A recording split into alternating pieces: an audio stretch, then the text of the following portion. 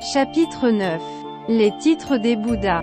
À ce moment, le Bodhisattva matrice de la terre dit au Bouddha unique honoré du monde, « Je vais maintenant exposer un acte de compassion en faveur des êtres animés du futur, pour qu'ils obtiennent un grand bénéfice au cœur de la vie et de la mort. S'il vous plaît, unique honoré du monde, écoutez mes paroles. » Le Bouddha dit au Bodhisattva matrice de la terre. Par votre grande compassion vous souhaitez maintenant proclamer l'inimaginable tâche de vous porter au secours de tous ceux, qui dans les 6 voies, supportent le poids de leurs fautes. Maintenant est vraiment le moment adéquat. Mais vous devez parler vite car je suis sur le point d'entrer au nirvana complet et je vous permettrai de réaliser votre vœu aussitôt.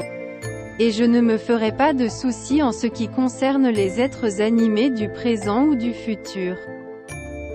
Le Bodhisattva matrice de la terre dit au Bouddha unique honoré du monde, dans le passé, en remontant un nombre infini d'Asamkhyeya de Kalpa. Un Bouddha nommé Corps sans limite apparut dans le monde. Si un homme ou une femme entend le nom de ce Bouddha et donne naissance, même pendant un instant, à une pensée de respect, cette personne va franchir les lourdes fautes de 40 kalpas de naissance et de mort. Combien a fortiori en est-il ainsi de celui ou celle qui sculpte ou peint un portrait de ce Bouddha, ou le loue ou lui fait des offrandes. Le mérite obtenu n'a pas de limite ni de borne. De plus, dans le passé en remontant un nombre de kalpas aussi grand que celui des grains de sable dans le Gange, un Bouddha appelé joyau de la nature apparut dans le monde. Si un homme ou une femme de bien entend le nom de ce Bouddha, et en l'espace d'un claquement de doigts décide d'y chercher refuge, cette personne rétrogradera jamais plus sur le chemin de l'éveil. De plus, dans le passé, un Bouddha appelé Victoire de Padmapani apparut dans le monde.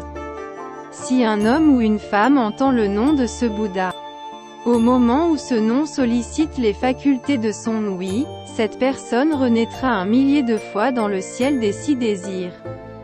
Combien a fortiori en est-il ainsi celui ou celle qui récite avec sincérité le nom de l'unique parvenu ainsi. De plus, dans le passé en remontant un nombre infini d'Asamkhyeya de Kalpa, un Bouddha appelé Rugissement du lion apparut dans le monde.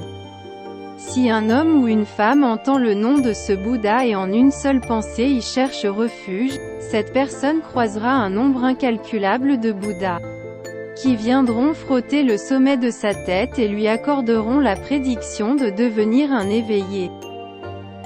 De plus, dans le passé, un Bouddha appelé Krakutchanda apparut dans le monde.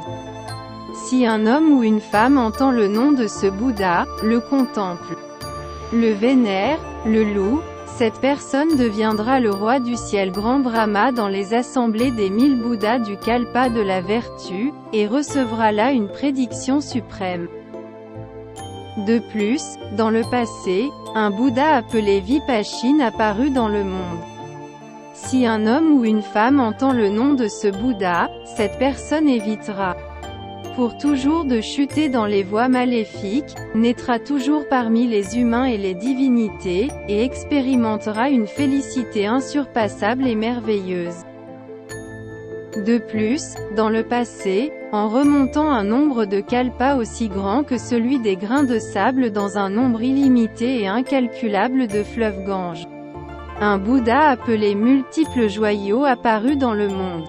Si un homme ou une femme entend le nom de ce Bouddha, cette personne ne tombera jamais dans les voies maléfiques, et siégera toujours dans les cieux en expérimentant une félicité insurpassable et merveilleuse.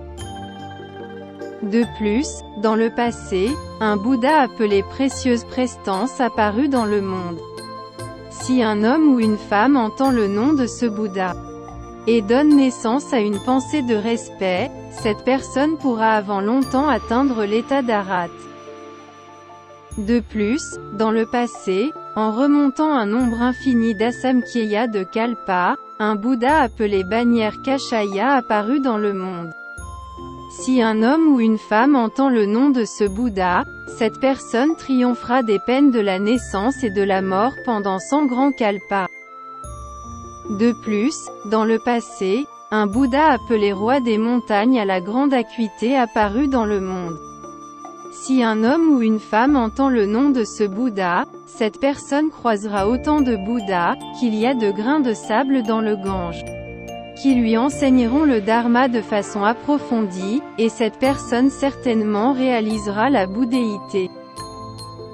De plus, dans le passé, apparurent des Bouddhas appelés le Bouddha pure lune, le Bouddha roi des montagnes, le Bouddha sage victoire, le Bouddha roi au pur nom, le Bouddha sagesse accomplie, le Bouddha insurpassable, le Bouddha merveilleux son, le Bouddha pleine lune, le Bouddha face lunaire, et d'autres Bouddhas pareillement indescriptibles. Uniques honorés du monde, les êtres animés du présent et du futur. Qu'ils soient des divinités ou des humains, des hommes ou des femmes, obtiendront des vertus méritantes illimitées en récitant le nom d'un Bouddha. A fortiori s'ils récitent beaucoup de noms, au moment de la naissance et à celui de la mort, tous ces êtres animés obtiendront, à titre personnel, un grand mérite, et ne tomberont jamais dans les voies maléfiques, même s'il n'y a qu'une seule personne au sein de la famille d'un mourant qui récite le nom d'un Bouddha en faveur de l'agonisant, la conséquence karmique de celui-ci sera totalement effacée, à l'exception de la condamnation à l'enfer à Vichy consécutif aux 5 fautes et si excessivement lourde que celui les accomplit n'échappe pas à cette condamnation pendant des myriades de kalpas. Si pourtant, au moment de la mort du condamné, une autre personne récite les noms des Bouddhas en faveur de celui-ci, les fautes de cette personne peuvent être progressivement effacées. Combien a fortiori est-il vrai pour que les êtres animés, qui récitent ces noms eux-mêmes, le mérite qu'ils atteignent est illimité et efface à jamais les mauvaises actions commises.